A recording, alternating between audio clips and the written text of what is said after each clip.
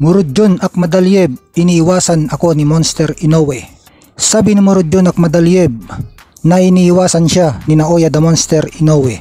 Itong southpaw mula Uzbekistan ay nawala ang kanyang belt kay Marlon Tapales via close controversial decision noong April 2023. Kaya dahil dun nakuha ni Tapales ang big fight kay Inoue, kung saan pinahinto ni Inoue si Tapales sa 10 rounds.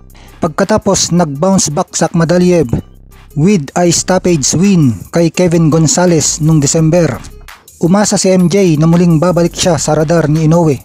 Katatapos lang ni Inoue na talunin via knockout si TJ Doheny at plano niyang isunod sa IBF Mandatory Challenger unbeaten Sam Goodman ngayong December. Dahil dito hindi masaya sa Akhmadaliev na may record na 12 wins, 1 loss at 9 knockout. Pakiramdam niya malayong mas karapat dapat siya na makalaban ni Inoue kaysa kay TJ Doheny. Tingin ni MJ na siya pa nga dapat ang makalaban ni Inoue nung nakalaban nito si Tapales.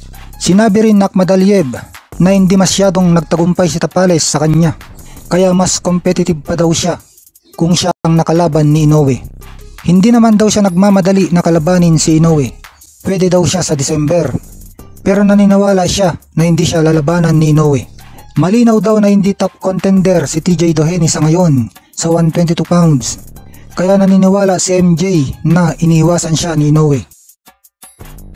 Dahil legend daw at pound for pound fighter si Naoya Inoue, ay dapat labanan niya ang mga top opposition maski hindi sila mandatories.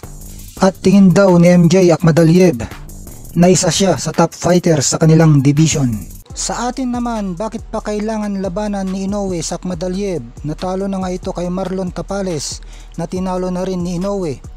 Mas karapat dapat na kalabanin ni Inoue ang kanyang karibal na si Janriel Cuadralas Casimero. Kung tatalunin ni Casimero si top rated Saul Sanchez sa impresibong paraan sa laban nila sa October 13 para matuloy na ang naudlot na laban nila ni Naoya Inoue noong 2021 dahil sa pandemic